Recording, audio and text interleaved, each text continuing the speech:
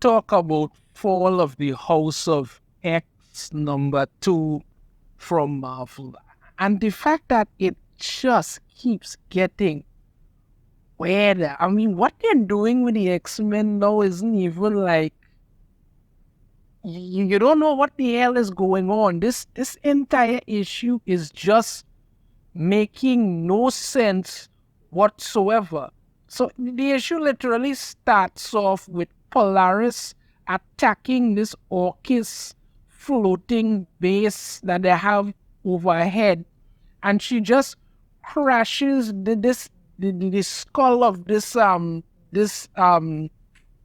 what you call this thing again, these giant creature thing that is normally have that the same one that nowhere is made of a celestial, yeah, crashing the celestial skull into the base, right?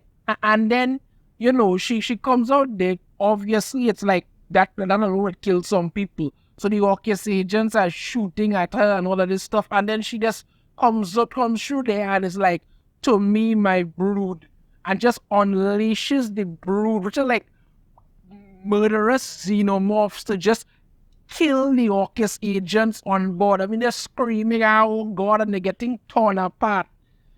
And she's on there just doing this. It's really disturbing.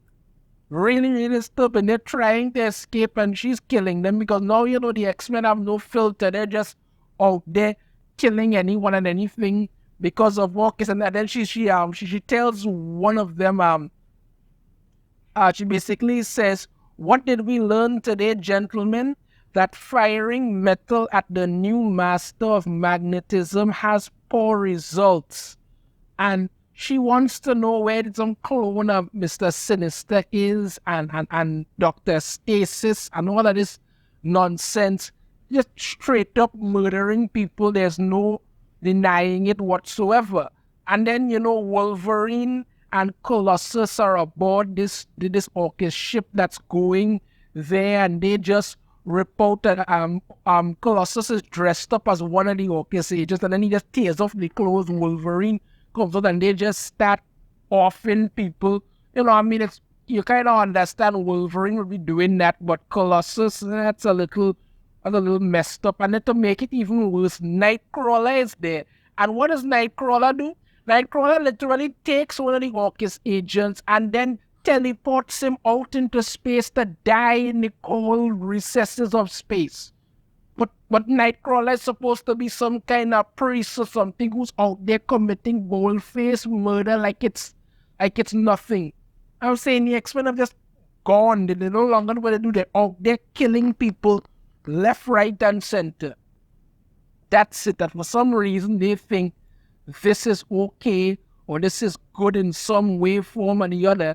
And when the Brood start attacking people, they're like, yeah, the Brood, I'm sure that's perfectly okay. Yeah, no problem. Okay, yeah. And then Polaris is there that, she's controlling the Brood, and the Orchis coffee is terrible. But she's there because she wants to kill Stasis and Firestar. But then Nightcrawler tells her, Firestar is actually had actually been a double agent all this time, and that's it. And they're just, okay, no problem. I think you get to this weird scene.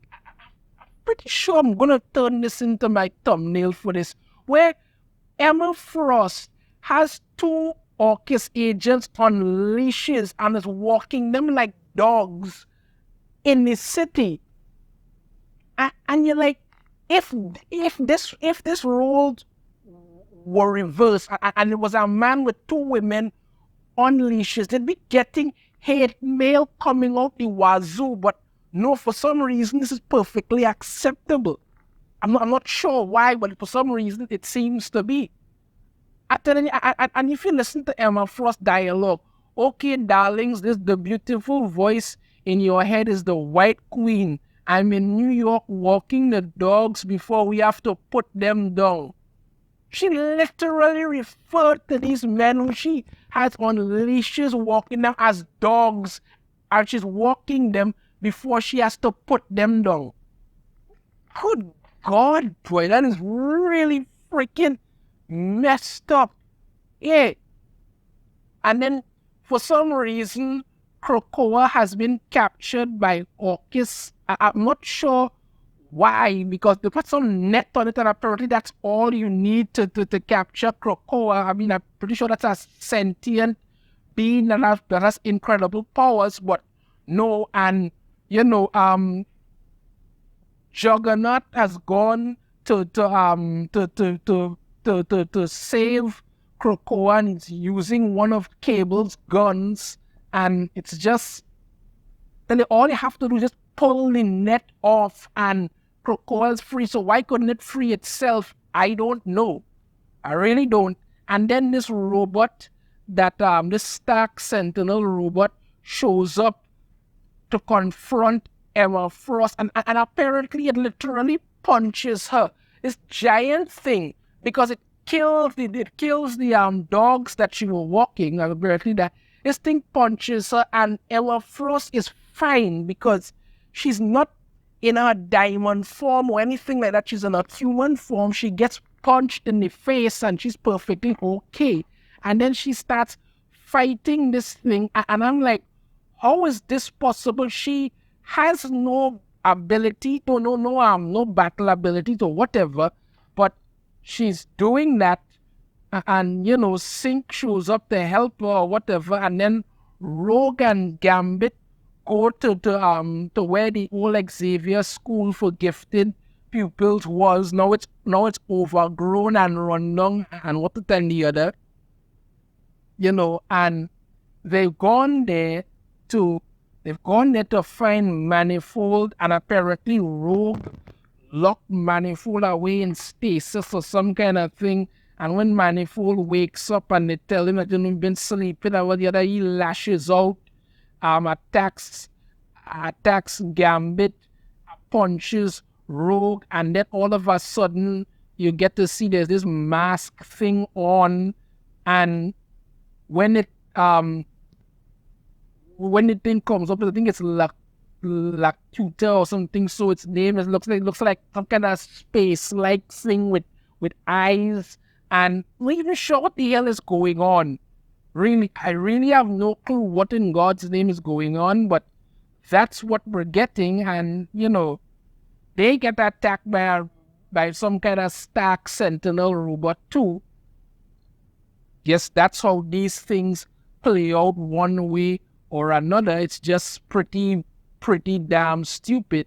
And then when you get to back on Earth in Paris now, apparently Cyclops is about to be beheaded because by Omega Sentinel, because the Orchis is it controlled this, and they want to kill the mutants and all of this stuff, and Cyclops is perfectly fine and he doesn't worry about anything.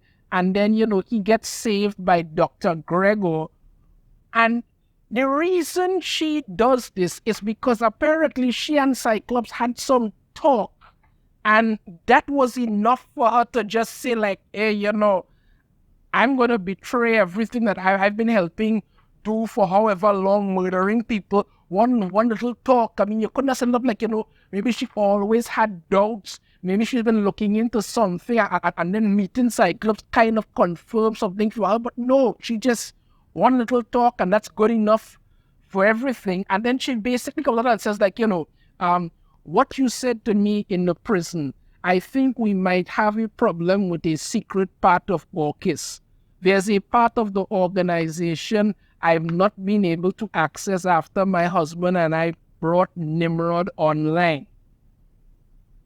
And I don't know how last time they showed Nimrod had actually beaten up Juggernaut. I don't know how that's freaking possible, but whatever. She goes on, there's a huge amount of resources that have no oversight, both on Earth and in space. Tell me, what do you know about Sentinel City? So, like, is this whole thing going to somehow show that maybe Master Mold was the one behind everything, including Orchis and all of this has all been one giant conspiracy for the Sentinels yet again? Has that not been played out by now? But I don't know. This is just a very weird weird comic. It doesn't make any kind of sense. There's a bunch of murdering going on, some plots that don't seem to make any kind of sense. The fact that Emma Frost is walking two men on a leash like literal dogs, and now it's telling me that, it's some kind of thing involving Sentinel City, so we probably have some Master Mold crap going on. I don't know, but they just can't seem to make these things good anymore. Like, no matter what they do, they just can't seem to do it. Your thoughts on this in the comments. If you have a different opinion, I'd love to hear it. If you like the video, hit that thumbs up. Subscribe if you haven't already. Ring the notification bell to be notified every time I post a new video. And I shall see you all next time. Take care.